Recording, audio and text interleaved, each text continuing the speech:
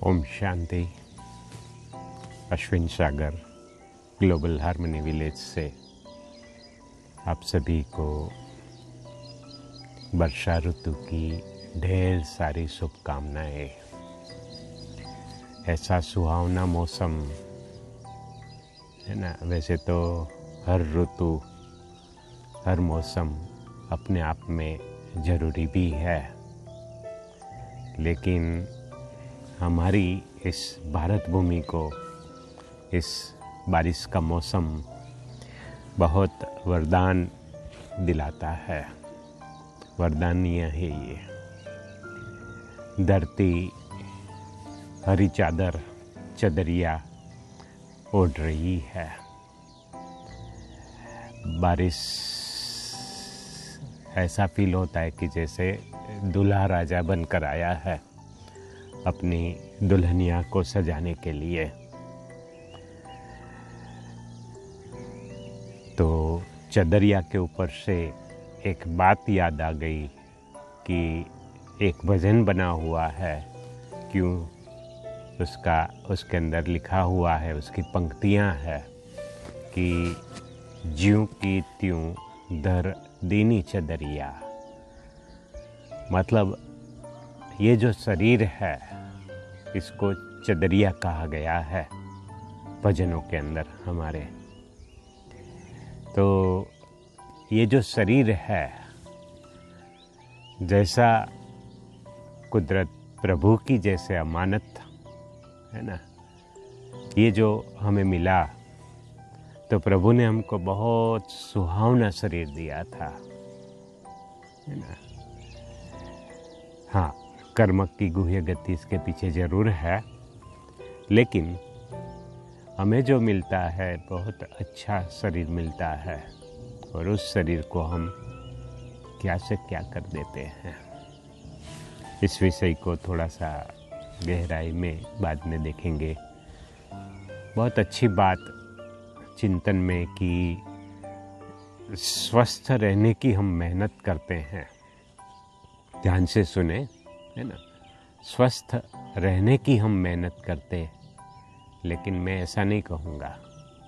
स्वस्थ रहने की मेहनत हम नहीं करते हैं, हम अपने आप को बीमार करने की मेहनत करते हैं। ज़्यादातर समय, ज़्यादातर खर्चा हमारा अपने आप को, अपने इस शरीर को बीमार करने में चला जाता है। आपको आश्चर्य लगेगा, लेकिन यह हकीकत है कि ज़्यादा से ज़्यादा खर्चा इस शरीर को बीमार करने में है ना। तो जैसी ये कुदरत की देन, जैसा ये शरीर था, वैसा शरीर अंत समय तक रहे। ये शरीर ऐसा लोचन रहे। लोचन माना मोल्ड, हल्का फुल्का। जैसे 24 कैरेट का सोना होता है ना, वो मक्खन जैसा होता है। तो शरीर भी मक्खन जैसा रहे, है ना। और मक्खन से जैसे बाल निकल जाए, वैसे मैं आत्मा इस शरीर को छोड़ने के समय खुद भी परिपक्व, क्योंकि फल जब पक जाता है तब वो वृक्ष को छोड़ देता है, डाली को छोड़ देता है। कोई भी फल को आप ले लो, है ना। इसी तरह मैं आत्मा अपने आप को इतना परिपक्व बना लूँ, जो आपे ही शरीर से जैसे मक्खन से बाल निकले, ऐसे में हल्के से आराम से शरीर से मैं छूट जाऊं। खैर, इन बातों को ऐसा कैसे बनना है, इसकी ही ये शुरुआत है। इसलिए थोड़ा धीरज से, है ना, एकाग्रता से ये जो मूल्यवान समय हमको मिला है, उसका हमें सदुपयोग कर लेना है। तो बात चल रही थी पिछले एपिसोड के अंदर कि परमात्मा क्या करता है, क्या नहीं करता है। हमारी आज तक बिलीव्स, हमारी आज तक मान्यता है, वो एक्चुअली क्या है और वास्तविक क्या है। तो वो उसकी जो महिमा है उसकी महिमा में जो भी शास्त्रों में संतों महात्माओं ने जो महिमा बताई है, वो महिमा में ये लिखा है कि वो अजन्मा है। वो हमारी तरह माँ के गर्भ में वो प्रवेश कर न सके। कोई भी आत्मा माँ के गर्भ में प्रवेश करती है और पोषण लेती है शरीर के द्वारा, आत्मा नहीं लेकिन शरीर, जिस शरीर को, जिस साधन को धारण किए हुए हैं, तो माँ के ऋणानुबंधन में आत्मा फंस जाती है। ये पहला ऋण चढ़ जाता है उस आत्मा के ऊपर। वो आत्मा को चुकता करना पड़ता है। फिर शरीर लिए आत्मा माँ के पेट से जब जन्म लेती है, तब आत्मा को कर्म में आना ही पड़ता है। आती ही है आत्मा और वैसे भी आत्मा का स्वभाव है कर्म करना। बिगर कर्म किए आत्मा रह नहीं सकती है, ये स्वभाव है। ये गतिशील संसार है। पूरी गैलेक्सियां ले लो, ये जैसे हमारी सोलर सिस्टम है, ये अपने आप में सारे तारा गुण घूम रहे हैं सूर्य के इर्द गिर्द। इसकी भ्रमण कक्षा, इसकी ऑर्बिट फिक्स है, वो गति करते रहते हैं। ऐसे सूर्य, ये हमारी सोलर सिस्टम भी तो घूम रही है।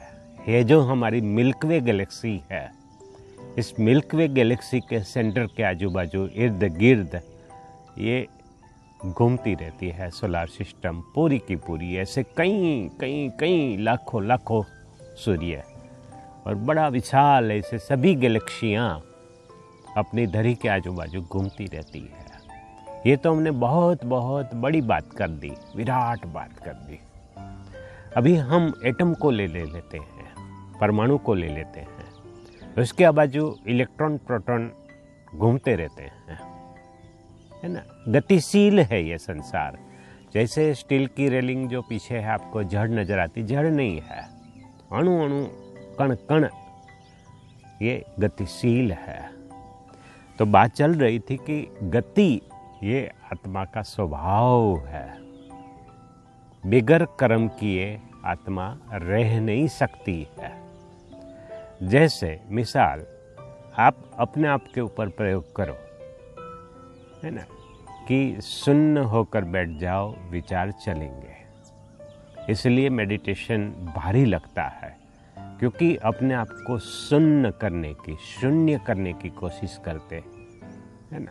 शून्य नहीं करना है। मेडिटेशन माना जोड़ना अपने आप को परमात्मा के साथ। जोड़ने में बातचीत होती है, एक दूसरे के भाव का आदान प्रदान होता है। चाहे मौन की भाषा है, वो शब्दों की भाषा नहीं है, है ना, आवाज़ की भाषा नहीं है, लेकिन मौन की भाषा है वो। लेकिन विचार तो चलते ही रहते हैं। विचारों की भाषा है, संकल्पों की भाषा है, वो इस भाषा से भी अधिक तेजोमयी है, ज़्यादा ताकत है उसके अंदर, बहुत बड़ी शक्ति है। तो आत्मा, परमात्मा और प्रकृति ये तीनों गतिशील है ना। होता है ये संसार के अंदर, लेकिन परमात्मा अजन्मा है, ये बात हम कर रहे थे। तो वो अगर माँ के पेट से माँ के पेट में प्रवेश नहीं करता, तो उसका हमारे जैसा शरीर नहीं होता है। ये जो शरीर है, वो शरीर हमारा बनता है और बिगड़ता, माना मिट भी जाता है। पंच तत्वों में, महाभूत में ये देह विलीन हो जाता है। परमात्मा इसलिए कभी भी देहधारी नहीं, वो जैसा ज्योति स्वरूप है, सदैव उसका रूप ज्योतिर्मयी है, इसलिए सदा शिव, है ना। माना सदा वो शिव, माना कल्याणकारी बिंदु स्वरूप रहता है। वो रूपवाचक और गुणवाचक, है ना। और दूसरी बात कि सदैव उसके अंदर कल्याण कल्याण कल्याण कल्याण और कल्याण, है ना। कुछ भी ऊपर नीचे उसके अंदर बात नहीं होती है। जैसे अभी यहाँ पे सोचते सोचते आपके साथ बातें करते करते संकल्प चला कि जैसे अभी ये बारिश के बादल है, ये किसकी देन है पता है? अगर गहराई से सोचो पता भी होगा आप सभी को, मेजॉरिटी को, कि ये भी सूर्य की देन है ना। भले सूर्य ने कोई कार्य नहीं किया, लेकिन समुद्र जो इतना 1/3 के अंदर 3 भाग में समुद्र है, तो ये 3 भाग के अंदर जो पानी रहता है वो पानी की भाप बनती है, वो भाप फिर आके धरती के ऊपर फिर से बरसती है ना। जहाँ ज़मीन है वहाँ आकर ये बादलों का रूप लेकर वो बरसती है। किया किसने? क्या सूर्य ने किया? ना, है ना। वो तो अपने आप में प्रकाशमान है, लेकिन पानी उष्ण हुआ उसकी किरणों के द्वारा, तो उसकी भाप बनी और फिर बादल बने और फिर वो आकर धरती पे बरसते हैं, है ना। तो बात चल रही थी कि परमात्मा भी ठीक इसी तरह कर्म में नहीं आता है, कर्मेंद्रियों का आधार लेता है, लेकिन सिर्फ ज्ञान के हेतु वो आधार लेता है, सिर्फ समझ देने के लिए वो आधार लेता है। तो परमात्मा अजन्मा अभोक्ता, हमारी तरह भोगना नहीं भोगता है वो, है ना। हम तो पाप और पुण्य के आधार से अलग अलग भोगनाएं भोगते हैं, है ना। ये जो शरीर है, अभी हमने बात कही थी कि शरीर भी हम बिगाड़ते हैं, बिगाड़ने में ज़्यादा खर्चा है, स्वस्थ होने में खर्चा इतना नहीं है, बिगाड़ने में ज़्यादा खर्चा कर देते, है ना। ये गहरा राज है, स्पेशल इसके ऊपर एपिसोड लेंगे। लेकिन शरीर जो है वो भोगना लेता है, इसलिए शरीर बिगड़ता है ना। आज अभी कल ही एक ग्रुप के अंदर एक बात आई कि ये खाना ये खाना ये खाना, और एक सेशन के कुछ 1 रुपये बताए गए। अच्छी बात है, सभी की भावनाएं अच्छी है, डिनाई नहीं करता, लेकिन उसमें जो पदार्थ यूज़ होने वाले थे, जो खाना जिस तरह का खुराक यूज़ होने वाला था, स्वास्थ्यपूर्ण नहीं है, है ना। लेकिन हमारी रुचि कैसी है, हमारी रुचि कैसी बन गई है, वो खाने की रुचि बन गई है ना।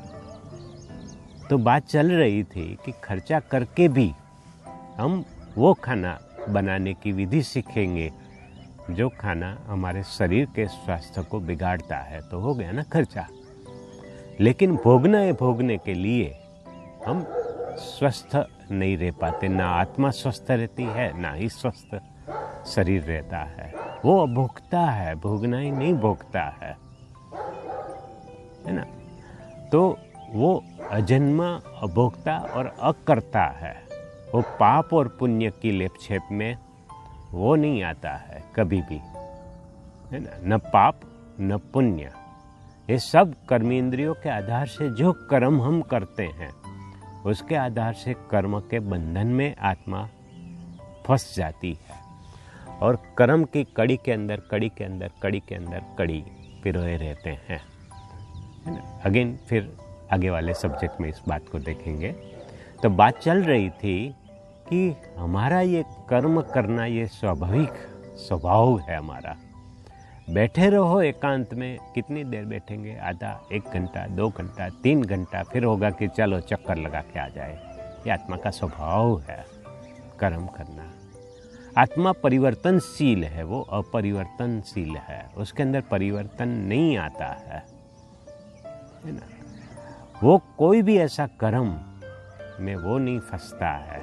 हम समझते हैं कि जो भी करता है इस संसार के अंदर सब कुछ उसकी मर्जी से चलता है ना, है ना। अगर उसकी मर्जी से चलता होगा तो अभी समझो हमने ये 14 मिनट के 14.5 मिनट है ना, तो इतने इन घड़ियों के अंदर दुनिया के अंदर कितने अत्याचार, कितने बलात्कार, कितने पापाचार, कितनी हिंसा वगैरह हुई होगी ना। समझ रहे हैं इस बात को? यह सब होता नहीं है ना। और अगर होता उसकी मर्जी से, उसने करवाया, तो फिर किसी के ऊपर अत्याचार बलात्कार क्या उसने करवाया? ना, ये आत्मा के कर्म है ना। इसलिए साफ लिखा हुआ गीता के अंदर, हे अर्जुन तू कर्म का अधिकारी है, फल का नहीं। कर्म कैसा करना वो तुम्हारे हाथ में है, लेकिन उसका फल भोगने के समय तुम बेबस हो, तुम लाचार हो, तुम्हें भोगना और भोगना ही पड़ता है। कई लोग सुसाइड करने की सोचते हैं, कर भी लेते हैं, लेकिन कर्म आत्मा के साथ साथ चलते हैं। कर्म कभी भी छूटता नहीं है, पीछा नहीं छोड़ता है ना। बात चल रही थी कि परमात्मा ये कर्म, पाप कर्म, उसकी मर्जी से ये सब नहीं चलता है ना। जैसे मैंने बात की, मिसाल दिया कि सूर्य की मर्जी से बादल नहीं बनते, वो तो प्रकाशमान है। ठीक इसी तरह है ना, ठीक इसी तरह वो अपने आप में उसके गुण और शक्तियों में प्रकाशमान है, लेकिन आत्मा जो कर्म करती है उसकी सजा उसको मिलती है ना। वो भोगनाओं में भी वो इंटरफियर नहीं करता है ना। हमारी मर्जी से अभी साधारण रीति है, जैसे हम सभी सुनने वाले सभी लोग है ना, क्या ऐसा कोई कर्म होने देंगे? और वो तो बाप है, परम माँ है, परम पिता है ना। कहते भी है, गाते भी है, तुम ही हो माता, पिता तुम ही हो, है ना। तो इतना ऊंचा बाप, इतना ऊंची माँ क्या बच्चों को खोटे कर्म करने देगी? ना, कभी भी वो कर्मों में इंटरफियर नहीं करता है। आज ये कहते हुए अच्छा भी नहीं लगता है ना, लेकिन धर्म स्थानों के ऊपर धर्म के नाम पे जो अत्याचार हो जाते हैं, अभी क्या इसमें कोई धर्मग्लानि का ही समय कहेंगे ना इसको? तो परमात्मा इन सब बातों के अंदर इंटरफियर नहीं करता है, नहीं करता है वो, है ना। अगर कभी भी आप देखो, उसके लिए परमात्मा, हमारे लिए पापात्मा, देवात्मा, महात्मा, पुण्यात्मा ये शब्द लगते हैं, लेकिन कभी भी बोला जाता है पाप परमात्मा, पुण्य परमात्मा नहीं बोला जाता है। वो कभी भी कर्मों की लेपछेप में नहीं आता है। ये संसार के अंदर उसका जो कर्तव्य है, वो हर आत्मा जो अपने साथ, उसके साथ, परमात्मा के साथ अपने मन की तार जोड़ता है ना। जैसे सपोज आजकल तो FM रेडियो आ गए, लेकिन मुझे याद है कि हर बुधवार के दिन आजकल सारे गमा के अंदर बहुत अच्छा ये निकला है, अमीन सायनी जी की आवाज़ में, है ना। तो वो पहले बिना का गीतमाला, आपको गीतमाला सुननी है तो आपको फिर वो रेडियो सिलोन मिलाना पड़ता था। अभी रेडियो सिलोन में वो अपने आप में ब्रॉडकास्टिंग हो रहा है। अभी उसके साथ ट्यूनिंग करने का काम कौन करता है? हम करते हैं। ठीक इसी तरह वो जैसे रेडियो स्टेशन की तरह है, उसके अंदर शांति का संगीत बह रहा है, प्रेम का संगीत बह रहा है, आनंद का संगीत बह रहा है ना, कल्याण का संगीत बह रहा है। लेकिन वो ट्यूनिंग करने का काम हम करते हैं। तब हमारे यहाँ आत्मा भी शांति, प्रेम, आनंद की अनुभूति करती है। एक अजीब प्रकार का अनुभव ये कहता है। कोई कहता है कि क्या परमात्मा को देखा है? मैं दक्ष कहूँगा कि हाँ देखा है। देखने की बात छोड़ो, मैंने टेस्ट किया है, मैंने चखा है उसको, है ना। वो अनुभूति होती है जैसे यहाँ पे किसी ने आइस डाल दिया, बर्फ डाल दिया, इतनी ठंडक, प्रेम, शीतलता की अनुभूति होती है जब उसके साथ बरोबर मन की तार जुट जाती है ना।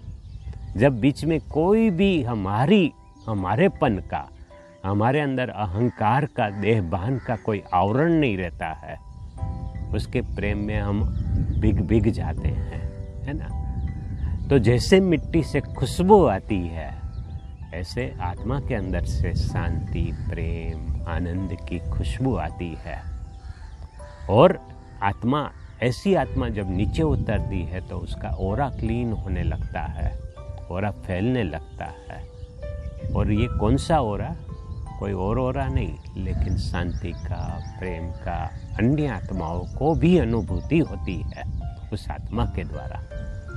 तो बात चल रही थी कि परमात्मा ये करता है, वो सदैव शांति में, प्रेम में, आनंद में लहराता रहता है। तो परमात्मा कभी भी कर्मों की लेपछेप में शिव बाबा आता नहीं है। वो सत्य बाप है, परम सत्य है, वो ट्रुथ एवर ट्रुथ है। सत्य हमेशा सदैव एक रहता है। सत्य को सिद्ध करने की आवश्यकता नहीं है, आपे ही सत्य समय आने पे सिद्ध होता ही होता है। ठीक इसी तरह परमात्मा भी, है ना, इसी को कहा जाता है कि सत्यम शिवम सुंदरम, है ना। सत्य माना वो परम सत्य है, वो एवर ट्रुथ है। पहला सत्य आकर हमें ये सुनाता है कि बच्चे, देह नहीं हो, आत्मा हो, है ना। दूसरा अपनी पहचान दिलाता है, शिवम है, सदा कल्याणकारी है, वो कल्याणमयी है, मंगलमयी है ना। सदा शिव कहा जाता है, सत्यम शिवम सुंदरम। उसका जो ज्योतिर्बिंदु स्वरूप है वो अति सुहावना रूप है। लेकिन हमारी सुंदरता की परिभाषा कुछ डिफरेंट, कुछ अलग है। हम इस चर्म चक्षुओं की सुंदरता की बात कहते हैं, या तो फिर और बातों के सुंदरते, जैसे यहाँ पे भी पत्ता पत्ता के अंदर एक पत्ते के अंदर सुंदरता छिपी हुई है। आपको मैं इसमें बीच में एक बात करता हूँ कि बुढ़ापा कई लोग छिपाने की मेहनत करते हैं, है ना। तो नहीं, अपने आप में बुढ़ापा सदैव सुंदर रहता है, परिपक्वता आती है। उसको पकने दो अपनी तरह, नेचुरल रीति, उसमें इंटरफियर मत करो, है ना। ये चमड़ी के ऊपर झुर्रियाँ पड़ती है, वो झुर्रियों की एक अपनी सुंदरता है, बहुत मिठास है उस सुंदरता के अंदर। बालों का पकना, ये अपने आप में उसका कलर करने की ज़रूरत नहीं है, वो अपने आप में अति सुंदर है ना। वो रुपेरी जो बाल रहते हैं, चांदी जैसे बाल रहते, वो सुहावने लगते हैं। दूसरी बात कि चाहे मेरी तरफ बाल ना भी हो, ये भी अपने आप में सुंदर है। दृष्टिकोण हमारी सुंदरता की परिभाषा अलग है। ठीक है, इन बातों को नहीं ज़्यादा विवाद में जाते, लेकिन बात चल रही थी कि परमात्मा सदैव अति सुंदर है, वो है ना। तो चलो अभी उस सुंदरता को महसूस करें, उसके गुणों की मिठास को अनुभव करें, उसके प्रेमोमयी, हाँ, शांति से भरपूर, शीतलता से भरपूर, इसको अनुभव करें, उसके साथ बात करें आज तो, है ना। प्रार्थना नहीं, प्रार्थना तो भगत लोग करते हैं, ठीक है, वो भी अच्छा है, लेकिन हमें बात करनी है आज, है ना। ओके, तो थोड़ा सा विश्राम में चले जाए, और दूसरा एक रिक्वेस्ट है कि एपिसोड को पूरा सुन ले, है ना। क्योंकि और जिनको भी आप सुनाते भी हो, उनको भी आग्रह करके पूरा सुने, है ना। दुनिया के अंदर करने को तो वैसे बहुत सारे काम है, लेकिन इन परमात्मा के अनमोल ज्ञान को हमें मिस नहीं करना है ना। उसका ये ज्ञान है। मैं तो अपने आप में कोई गुरु नहीं हूँ, है ना, कोई सन्यासी भी नहीं हूँ, है ना। मैं एक इंस्ट्रूमेंट हूँ, वो जो उसने दिया हुआ है वही आपके सामने रख रहा हूँ इन बातों को। इसमें मेरी कोई अपनी बड़ाई 100% नहीं है ना। तो चलो उससे बात करें। अपने आप से पहले बात की शुरुआत करेंगे। अपने आप से पूछेंगे कि मैं कौन। उत्तर आया कि मैं आत्मा हूँ, चमकता हुआ ज्योतिर्बिंदु स्वरूप, भ्रुकुटी के मध्य में विराजमान हूँ, जहाँ पे तिलक दिया जाता है उस आज्ञा चक्र के अंदर 1 से 1.5 इंच अंदर टिमटिमाता हुआ सितारा हूँ मैं आत्मा अपने आप को अनुभव कर रहा हूँ। मेरा विचारों का केंद्र बिंदु यहाँ प्रकृति के मध्य में मैं अनुभव कर रहा हूँ। मैं आत्मा एक शक्ति हूँ, अजर अमर अविनाशी चैतन्य सत्ता हूँ। मैं आत्मा इस सृष्टि रूपी रंगमंच पर इस शरीर को धारण करके अपना पार्ट प्ले कर रही हूँ। मैं आत्मा परमधाम घर से यहाँ पे इस सृष्टि रूपी रंगमंच पर आई हुई हूँ। वाकई में आत्मा परम धाम की, शांति धाम की, विश्राम धाम की रहने वाली हूँ। वहाँ मुझ आत्मा के पिता परमात्मा वो भी वहाँ निवास करता है। जैसे मैं आत्मा ज्योतिर्बिंदु स्वरूप है, वैसे परमात्मा पिता भी ज्योतिर्बिंदु स्वरूप है। मुझ आत्मा का वो पिता है, वो भोला भंडारी, वो शांति का सागर, प्रेम का सागर, आनंद का सागर। मैं आत्मा भी शांत स्वरूप, प्रेम स्वरूप, आनंद स्वरूप हूँ। परमात्मा से शांति की, प्रेम की किरणें मुझ आत्मा के ऊपर पड़ रही है। मुझ आत्मा के ऊपर उसकी करुणा बरस रही है। हे परमात्मा, हे पिता, मैं आत्मा आपसे बहुत टाइम से बिछड़ी हुई हूँ। मैंने अभी अपना यथार्थ परिचय, आपका भी सत्य परिचय पाया है। मैं आत्मा निर्भय, निश्चिंत बनती जा रही हूँ। मैं आत्मा अपने गुणों से विचलित हुई, आपसे बिछड़ी इस संसार के अंदर भौतिकता के लिए क्या क्या फेरे लगाए, क्या क्या चक्कर काटे, अभी फिर से मैंने आपकी गोद पाई है। मैं आत्मा अपने गुणों में फिर से स्थित बनती जा रही हूँ। मैं आत्मा परिवर्तन को महसूस कर रही हूँ अपने अंदर।